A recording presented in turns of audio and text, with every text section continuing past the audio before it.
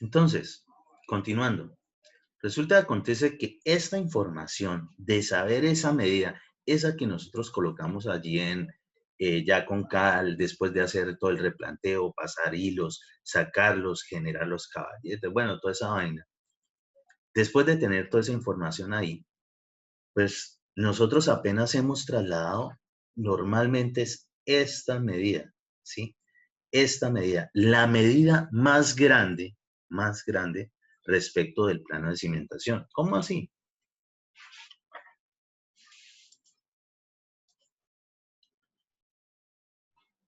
Entonces, por ejemplo, algo como esto. Aunque normalmente las zapatas, y para el caso, este es un caso particular donde la cimentación tiene que ver con zapatas.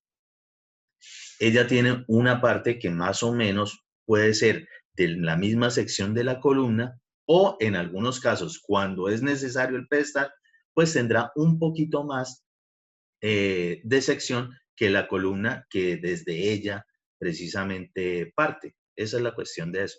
Entonces, ¿qué medida es la que trasladamos allá? La más grande de esa excavación. La más grande en la vista en planta es lo que tiene que ver precisamente con ese perímetro, ¿sí? Porque nosotros no podemos empezar a generar excavaciones, digamos, por partes, ¿sí? Nosotros no vamos a coger y a generar, por ejemplo, esta pequeña excavación aquí, esta pequeña excavación acá, esta aquí, a sabiendas de que después de colocarla, de generar la excavación, colocar el solado, colocar la zapata y demás, vamos a llegar a ubicar alguna viga de cimentación, que es lo que me representa esto, o algún concreto ciclópeo en algunos casos, ¿sí? Entonces, nosotros no podemos hacer ese tipo de excavaciones raras. Nosotros, pues, no lo podemos fácil, entonces a nosotros nos toca de una vez con lo que tenga más medida, con eso nos vamos. Y después, pues en algún momento, porque eso no queda hueco, será necesario hacer algún tipo de relleno. Vamos a mirarlo un poquito mejor de pronto en esta parte. Entonces, vamos a asumir que todo eso que tenemos ahí precisamente es lo que ya viene después de haber hecho el replanteo, que todas estas líneas que vemos por ahí son las que hemos generado con la cal, ¿sí? Nuestros trabajadores han hecho la labor de ubicar toda esa información y por eso incluso por ahí como para indicar de que eso es lo que tiene que ver con los ejes, ¿sí? Muy bien. Estábamos en el terreno que nosotros ya teníamos nivelado, ¿sí? Un solo nivel. Y generamos las excavaciones, por ejemplo, para una zapata. Recordemos que una zapata, ¿sí? Más o menos es algo como esto,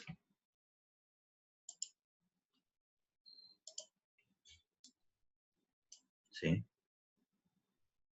Este elemento, ¿sí? Normalmente tiende a ser cuadrado o rectangular en algunos casos, depende de las cimentaciones. Y ojo, por favor,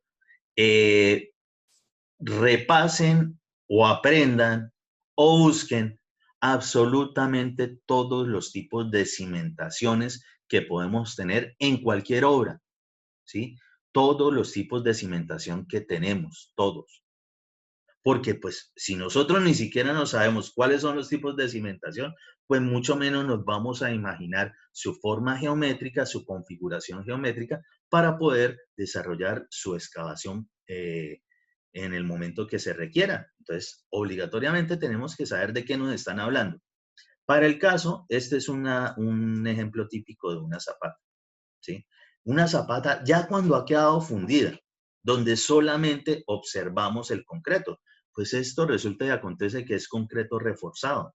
Entonces, normalmente ella internamente tendrá alguna parrilla de acero, a veces es parrilla doble, es decir, que viene abajo y viene arriba, depende de lo que, como se haya diseñado o las condiciones del terreno o para qué se quiera que sea así, pues se puede presentar.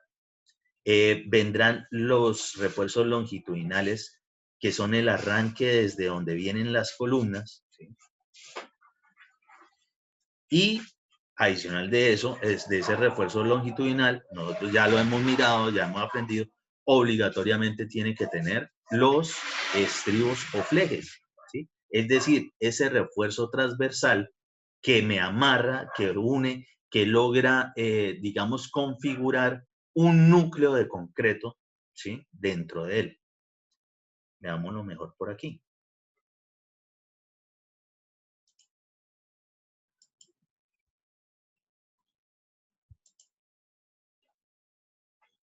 Entonces, hagamos de cuenta que estamos observando eh, con rayos X, precisamente ese mismo elemento que teníamos allá.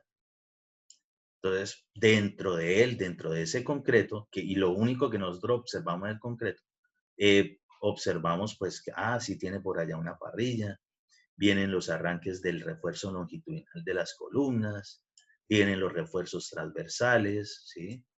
Viene la parte del pedestal si es que lo tiene, o por lo menos si no es la misma sección de la columna. Lo que fijo es que nunca va a ser menor que la sección de la columna, el Ingeniero, arranque de la zapata. Sí, cuéntame. usted hace un momento hablaba de la parrilla doble. ¿En Mm. cuándo se utiliza la parrilla? Bueno, que en ocasiones se utiliza. ¿Cuáles son esas ocasiones? Ahí está Lo, sencilla, ¿no? lo que pasa es que las parrillas dobles normalmente, y cuando hablo de parrilla doble, es una parrilla como esa que ven ahí, esa sería la parte de abajo, y digamos una gemela que puede ser de diferente espaciamiento y diferente diámetro de refuerzo, ¿no? Eso depende del diseño. Usted sabe que todos esos diámetros de acero vienen es de diseños estructurales, de diseños según las cargas y demás condiciones en los suelos para esto que tiene que ver con cimentaciones. Y la otra simplemente es como si estuviese encima, estuviese montada encima.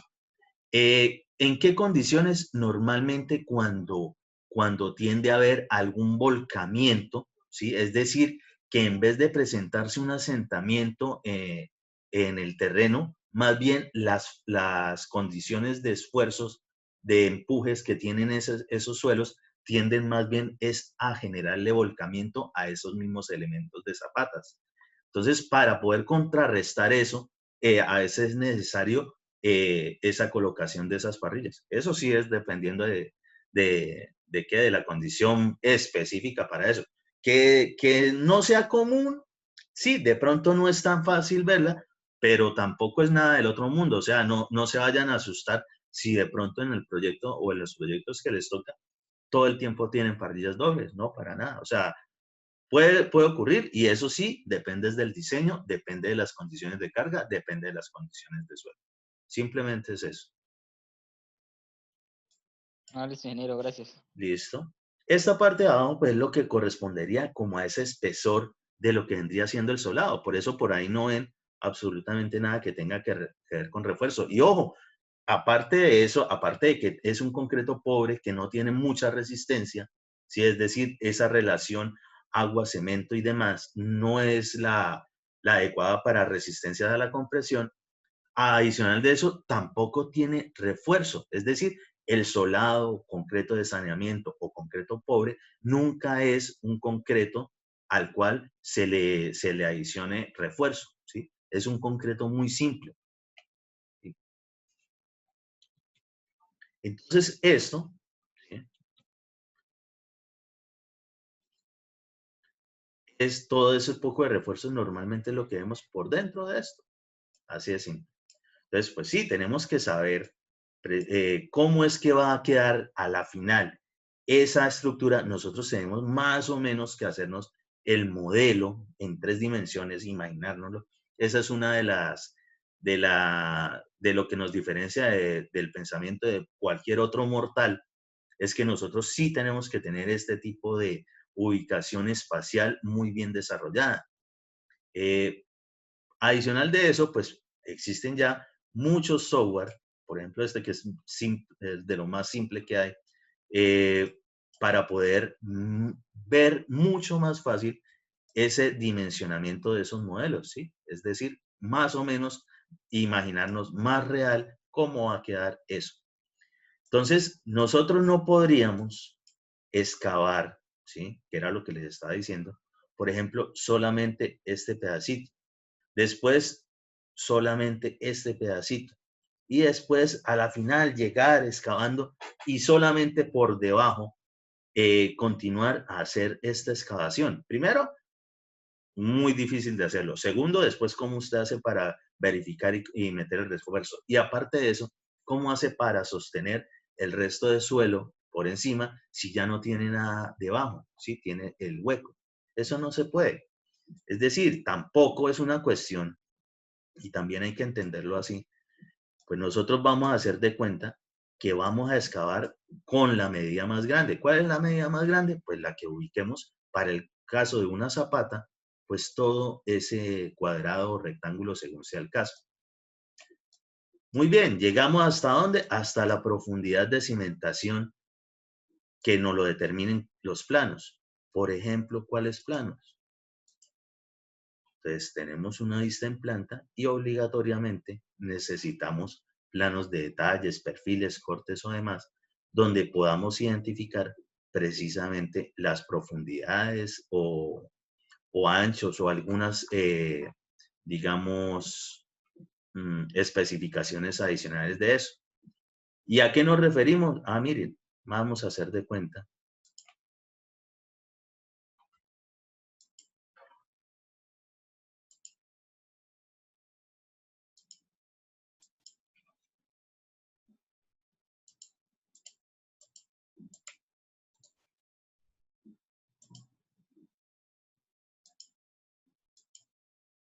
Vamos a hacer de cuenta que fuésemos a fundir esta zapata.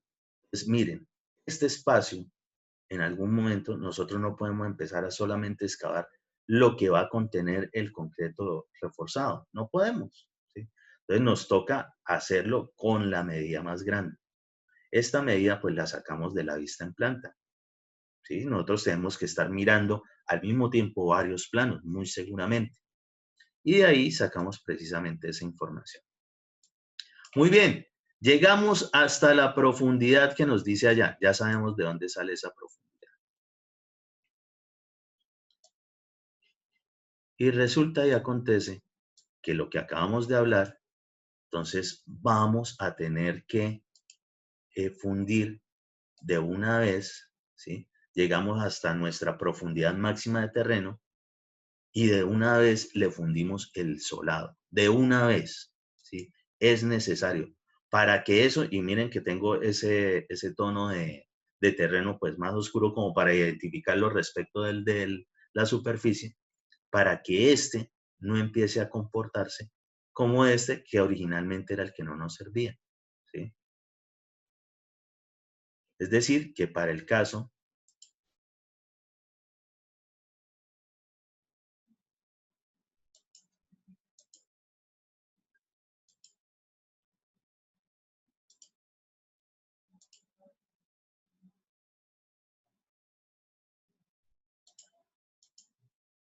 eso que tengo ahí vendría siendo el solado.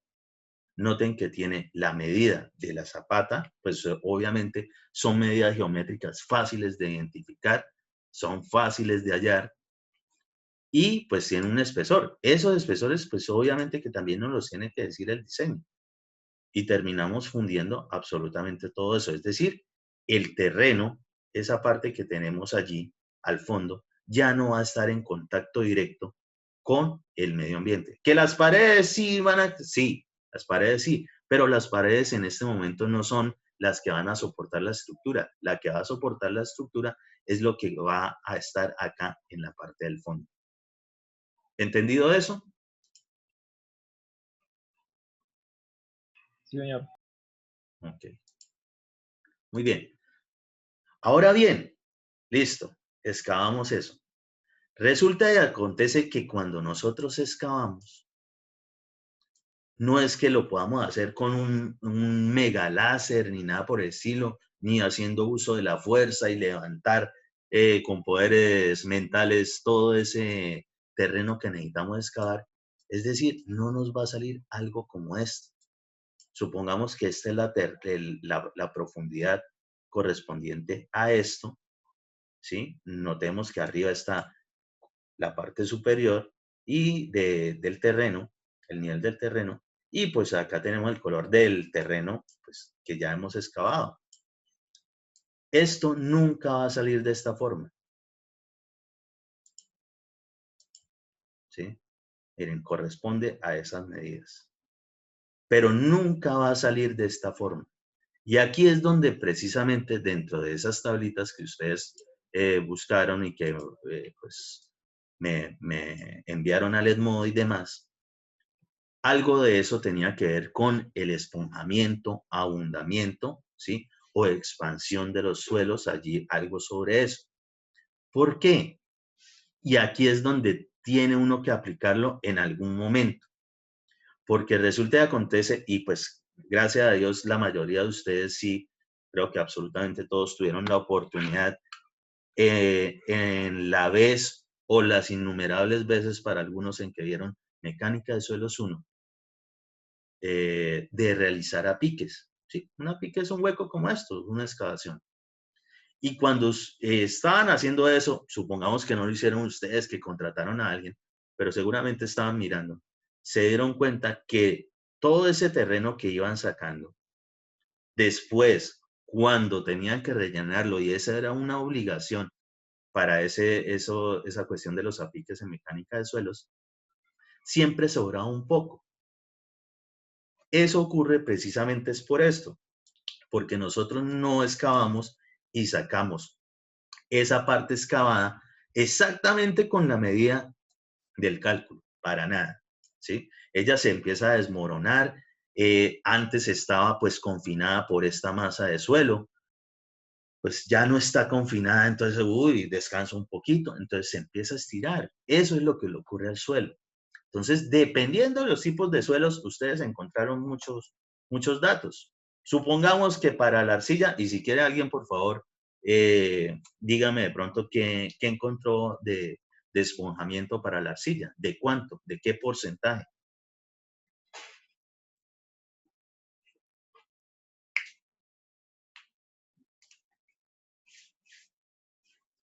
Pero no todos al mismo tiempo, ¿no? No se vayan a chocar ahí virtualmente. Estoy buscando el PDF, ingeniero.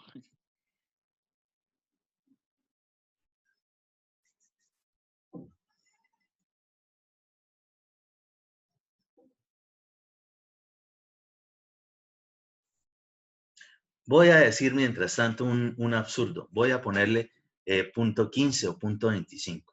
¿Sí? Es decir, que aumenta el 15% o el 25%. Ingeniero, pues depende del tipo de arcilla. Depende del tipo de arcilla, profe. Ajá. Sí, aparece arcilla con arena y grava, arcilla blanda y friable densa. Arcillas medianas a duras. Ok, pongámosle que es una arcilla dura. Supongamos que es una arcilla dura. De 1.42 a 1.50. ¿De cuánto? Perdón, se entrecorta. De 1.42 a 1.50. Ok, pongámosle 1.45. ¿Sí? Es decir, que aumenta el 45%. Ojo, todos esos datos que dicen 1 punto algo hacen referencia a que a esto que tienen ustedes acá, a esto mismo se le aumenta un porcentaje. Entonces, si tienen en una ecuación, supongamos, abren paréntesis, tienen algo y le van a adicionar ese mismo algo, pero un porcentaje, es decir, ese algo multiplicado por tanto por ciento, cierran paréntesis, ustedes pueden sacar factor común ese algo y les va a quedar 1 más el porcentaje, 0 punto algo, 0, lo que sea. De ahí es donde viene precisamente eso. Es decir, que ustedes es porque a esto se le va a aumentar. A esto mismo que ya tienen, se le aumenta algo, ¿sí? Se le aumenta algo. A esto que ya tienen. Eso no solamente es por la cuestión de la expansión del suelo, sino que adicional, también, digamos, los vientos transportan polvo, ¿sí? Esa es una de las formas de transporte de los suelos. Entonces, también puede aumentar un poco eso. Eso hay que tenerlo en cuenta, sobre todo para cuando vayamos a hacer rellenos, es decir, que vamos a llenar partes de esas excavaciones en algún momento, o si vamos a hacer el retiro de escombros, es decir, de alguna forma vamos a evacuar ese terreno que nos está sobrando ahí. Entonces, eso, para esas partes es donde hay que tener en cuenta ese factor de expansión, ¿sí? En el Pena, cálculo profe, de saber, ¿perdón? no sé, ¿Cómo?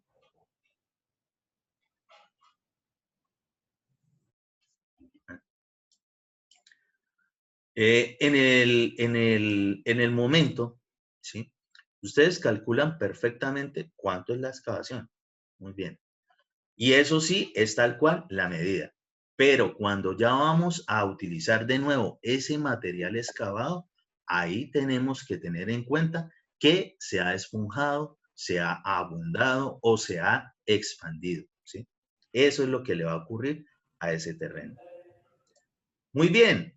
¿Qué hacemos luego después de haber llegado a la zona de profundidad, zona de desplante, de lo que sea la cimentación? Para el caso, en este ejemplo, en particular de una zapata, fundimos el solado. Muy bien. ¿Qué nos queda? Ah, bueno, después de tener todos esos solados listos, ahí ya no hay tanto problema. Pues continuaremos con el proceso. ¿Cuál es el proceso? Y recordemos que los diseños se hacen de arriba hacia abajo, todas las construcciones se hacen de abajo hacia arriba. Entonces, ¿qué viene de abajo hacia arriba? Colocar la zapata. Entonces, ¿qué haremos primero? ¿Sí? ¿Qué haremos primero allí? Pues tenemos que, por lo menos, haber tenido figurado lo que es el acero de refuerzo. ¿Cuál acero de refuerzo? Digámoslo de nuevo por aquí. Eso que va a ir por allí, tanto la parte de la parrilla como la parte del refuerzo longitudinal del arranque de las columnas, como sus flejes o estribos que tengan en esa parte, si tiene pedestal o por lo menos en ese inicio de columna, ¿sí? Todo eso pues tiene que ir allí, porque no podremos metérselo después de haber fundido concreto. Entonces, ¿qué vamos a tener en cuenta, por ejemplo, acá? Para lo que tiene que ver con una zapata, y miremosla aquí vista en planta, ¿sí? Para lo que tiene que ver con una zapata, Ingeniero, otra preguntita. sí, hágala. Para la cuestión del solado, el espesor, ¿eso es, bueno, va dependiendo de la zapata o o eso ya está establecido el grosor? Normalmente están entre los 5 centímetros, 7 centímetros.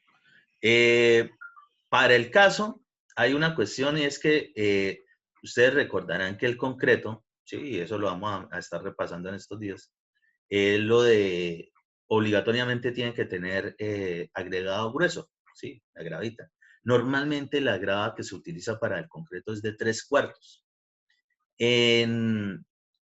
esa medida más o menos nos da como 4 centímetros. Es decir, un poquitico más de eso ya nos garantiza. Ahora bien, que si en algún momento el diseño dice algo totalmente diferente, es decir, que por ejemplo, que debajo de la zapata lo que tiene que haber es de pronto un concreto ciclopio, bueno, pues hay que hacerle caso a lo que diga el diseño. Y en ese caso, Pero para un ciclópeo eso ya se aumentaría muchísimo, ¿no? sí, claro, pero esto ustedes se lo podrán encontrar muchísimas veces. Esto es ya muy común que esto sea un concreto ciclópeo y sobre él una zapata. Esto normalmente se utiliza cuando son terrenos arcillosos, eh, sobre todo con arcillas expansivas, ¿sí? Muy complicadas. Entonces, por lo menos los últimos proyectos en que he visto diseños que tienen que ver con ese tipo de terrenos, casi todos ya están como encaminados a realizar este tipo de condiciones de obra. Igual, ¿qué más hace lo que es el solado? Aparte de lo que ya les dije de la resistencia, pues también limitan un poco esas humedades ascendentes, ¿sí? Esa humedad que tiene propia el terreno, para que llegue hasta la parte donde vamos a colocar nuestro refuerzo dentro de la zapata. ¿Sí? Eso tampoco es bueno. Entonces, para eso también, digamos, funciona. Y pues si es el caso, pues de todos modos, como ya la cuestión es de, de ubicar que la parte de la profundidad donde vamos a excavar para nuestra cimentación no se empiece a comportar como el nivel del terreno, pues ya saben que allí, antes de colocar ese ciclopio, tendrán que echar el soladito. Ahora bien, que el solado y el concreto ciclopio más o menos podrían ahí tener algún... Sí, perfectamente, perfectamente. Pero usted pocas veces, a no ser de que lo tenga determinado así, que lo haya programado así, usted no termina de excavar algo y de una vez funde concreto ciclopio, porque si no, de pronto sí tendría alguna demora ahí. Entonces, por lo menos garantice lo de que quede cubierta la parte de abajo de la excavación con el concreto de saneamiento o concreto pobre. Los espesores, pues normalmente en los planos de diseño sí deben venir. Y si no, ustedes ya saben y en algún momento tendrán que revisar algún proyecto y ustedes ya saben por qué es tan importante y hacen que lo incluyan. Y simplemente determinan con el área de la vista en planta de lo que sea la cimentación, determinarán cuánto es. Y pues el espesor, una vez más, no es la cuestión de resistencia, sino más bien de delimitar. Ahora, decir de que lo van a hacer en 2 centímetros, en 3 centímetros, eso es mentira, porque incluso los mismos elementos que componen ese concreto de saneamiento no cumpliría con esa condición y ya no terminaría usted vaciando un concreto, sino un mortero. ¿Sí? Recuerden que la diferencia entre concretos y morteros es que el mortero es mezcla de cemento, arena, agua y eventualmente aditivos, y el concreto es cemento, arena, grava, agua y eventualmente aditivos. ¿Sí? O sea, las condiciones de sus materiales pétreos en él hacen variar mucho precisamente esa condición de espesor. Entonces, acostúmbrese normalmente de 5 centímetros, 7 centímetros máximo. Obviamente que si el que le están pagando es de 5 centímetros, pues usted no se va a poner de regalado a hacerlo con un espesor de 7. Eso sí, uno tiene que hacer lo que aparece en los planos. Si uno sabe o identifica que los planos están mal, ahí sí, uno tiene que llamar a los diseñadores y que vengan y corrijan, si es el caso. Sí, tampoco es de que uno, no, ahí yo sé que esto está mal y yo soy sabiendo de la ingeniería civil, entonces voy a ponerle tal cosa. Eso tampoco se puede hacer. Sí, esas ya son manejos legales de lo que está en un contrato y el cumplimiento que tiene que hacerse respecto de él.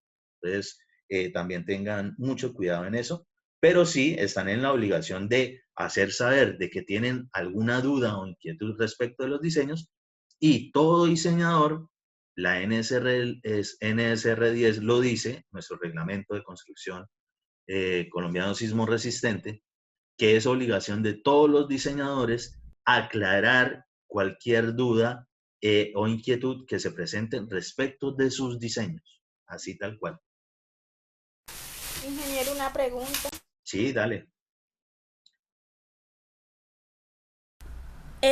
¿Hay alguna diferencia en que uno haga las vigas de amarre ya así en toda la zapata o en la parte de arriba ya donde termina donde usted nos estaba mostrando ahorita que estaba en la construcción? Sí. Pues a ver, normalmente uno las encuentra de esta forma, ¿sí? Pero eso sí depende del diseño. Tal vez, y por ejemplo en el grafiquito este que les muestro por aquí, que se observa como si las vigas estuviesen allí, este tipo de construcción no es la típica en estos casos, ¿no? Estas vigas realmente deberían estar, es como por acá encima, ¿sí? Y precisamente son las que empiezan a cerrar los circuitos de amarre entre cada una de esas zapatas. Que lo hagan aquí, pues tendría que ser alguna especificación clara del diseño. Personalmente no considero de que sea así, porque esto de amarre implicaría tener que hacer otro amarre muy cercano en la parte superior para poder cerrar esos circuitos. Entonces no creo que sea de esa forma. Entonces, normalmente viene la parte del arranque de la zapata y a partir de allí sí vienen las vigas de amarre de cimentación. Es decir, algo como esto. Ahora bien, ¿qué pasa para poder llegar aquí? Ok, nosotros excavamos, echamos el solado, listo. ¿Qué tendríamos que hacer luego para poder llegar a que se nos genere una zapata allí adentro? ¿Sí? Como está esta, por ejemplo, que ya está fundida allí. ¿Qué tendríamos que hacer primero? ¿Qué se imaginan? ¿Qué creen? ¿Qué saben que debemos hacer allí?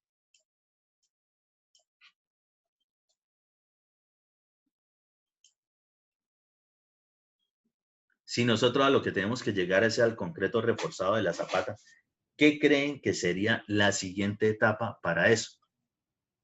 El armado del encofrado, de la estructura del acero. Ajá. Definitivamente sí.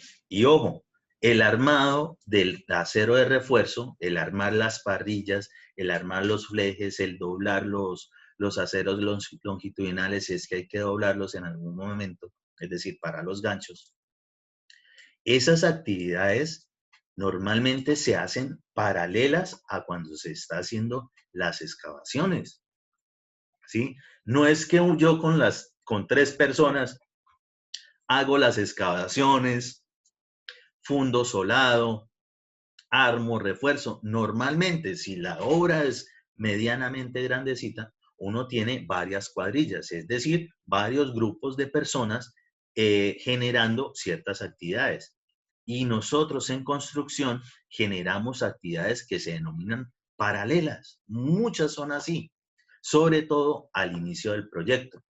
Entonces, paralelo con la excavación y los que están normalmente fundiendo solados, alguna otra cuadrilla, es decir, otras personas están dedicadas a lo que tiene que ver con el armado y figurado, ¿sí? Es decir, darle la forma al acero de refuerzo.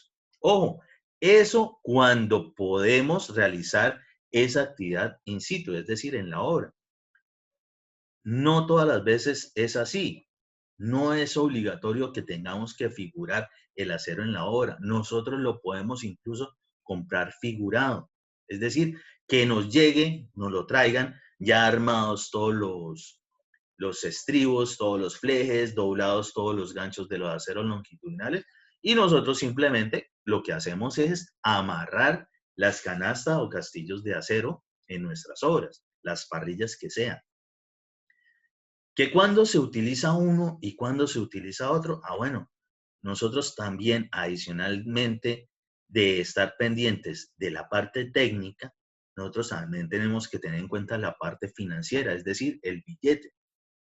Y hay casos donde sale mucho mejor si tenemos muchísimo refuerzo y casualmente genera muchos recortes, es decir, mucho desperdicio, pues es mejor pagar un poquito más, que nos lo traigan listo, no vamos a quedar con una arrume, una montaña de pequeños recortes de acero de refuerzo que después de pronto no nos van a servir para nada en el proyecto, y adicionalmente nos evitamos una carga prestacional. ¿Qué es la carga prestacional? Las prestaciones tienen que ver con los trabajadores que nosotros tenemos en nuestras construcciones. A los trabajadores hay que pagarles. Ellos no van de gratis a trabajarnos a nosotros por ser ingenieros pues ustedes que son los que se van a graduar de la Unipamplona, simplemente no llegan porque nosotros somos ingenieros civiles a trabajarnos. No, a ellos hay que pagarles. Hay que pagarles dentro de cierta normativa. Colombia específicamente tiene determinado cada año de cuánto es el sueldo mínimo legal mensual vigente. Es decir, esas siglas que son SLMB, algo así, ¿sí? Sueldo mínimo legal mensual vigente. Y sobre eso se desarrollan un poco de cálculos. Se determina cuánto hay que pagarle, se determina algo que es obligatorio, sí es obligatorio de ley, que es todo lo que tiene que ver con seguridad social. ¿Qué es la seguridad social? Pago de salud, pensión, ¿sí? Esa parte es la seguridad social.